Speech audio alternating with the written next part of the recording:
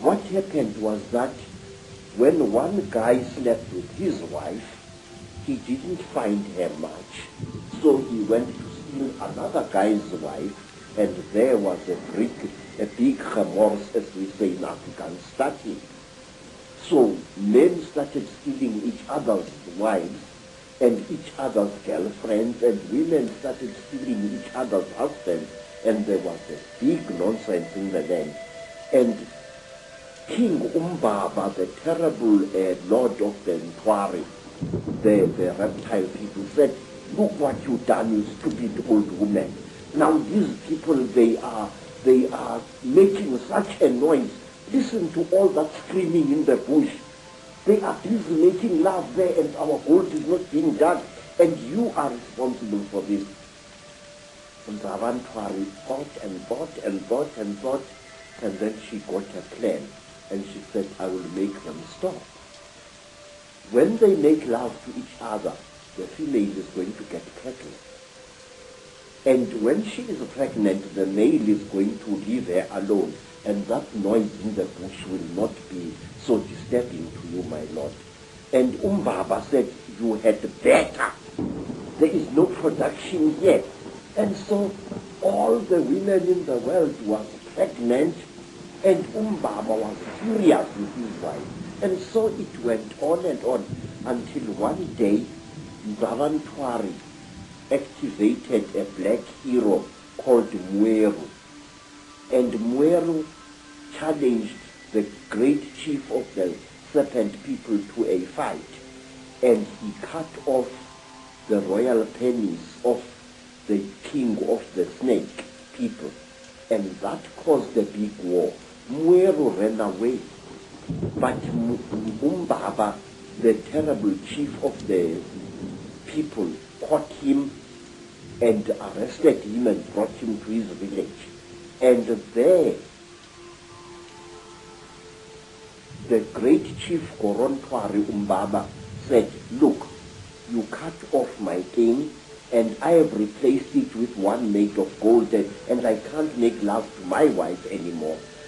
You think too much, you wretched little human being."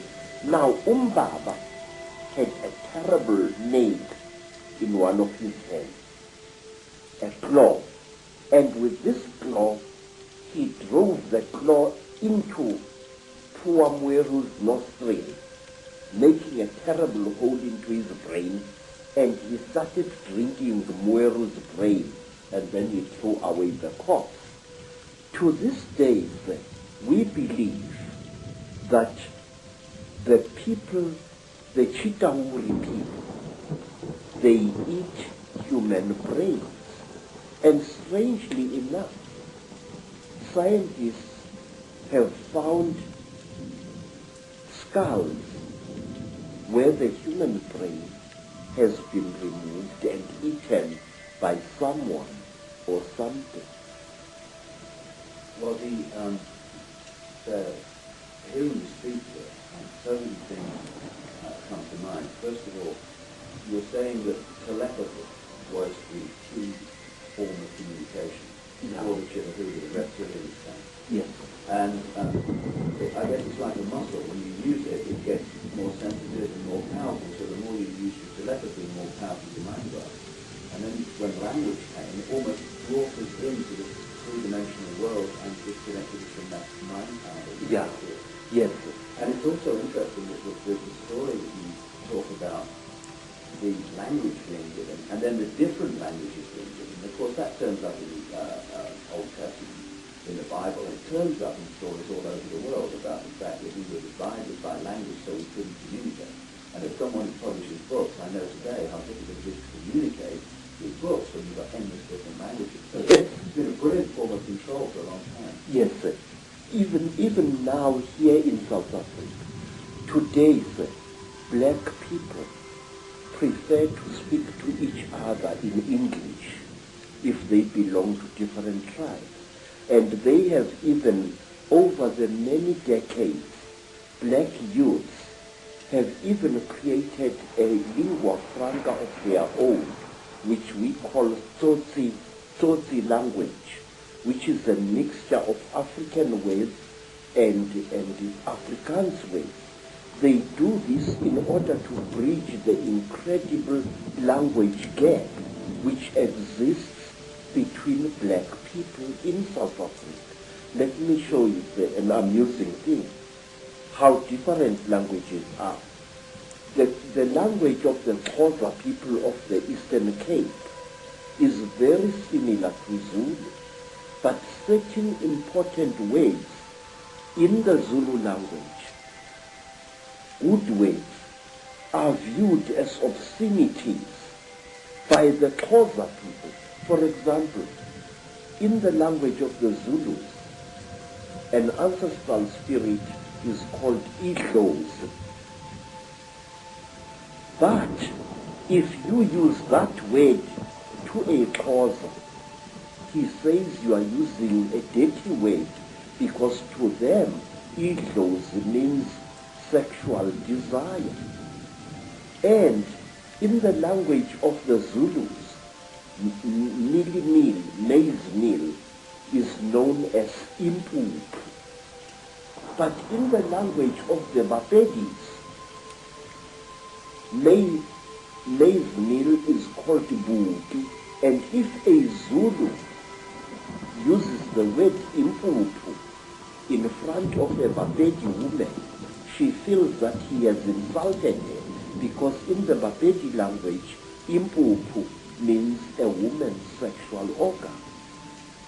And in the language of the Mashona, in the language of the Zulus, a mother is called mama.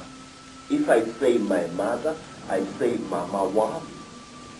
But in the language of the Mashona, the people of Eastern Zimbabwe, the word mama means to sit down and have a crack.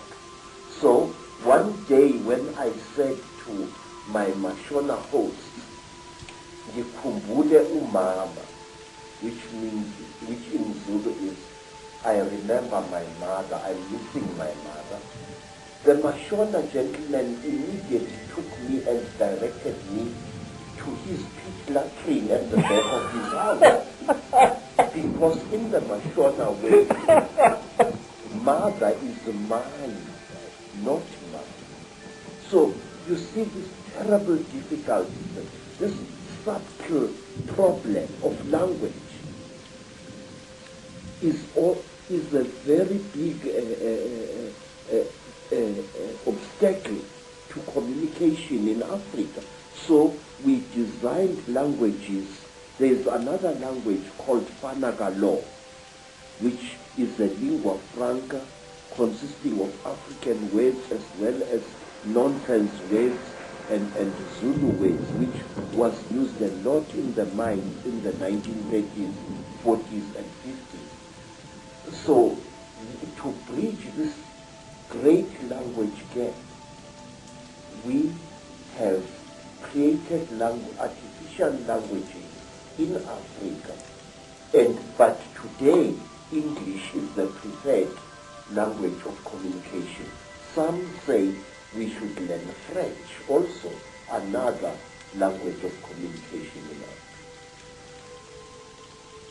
Some of the problems of language can be funny, but it is the same situation, the divide and rule, that is actually, in other expressions, created this tremendous turmoil in Africa and other places in the world. And we're looking, from my research, and staggeringly hearing you talk, you're saying exactly the same as I've come across.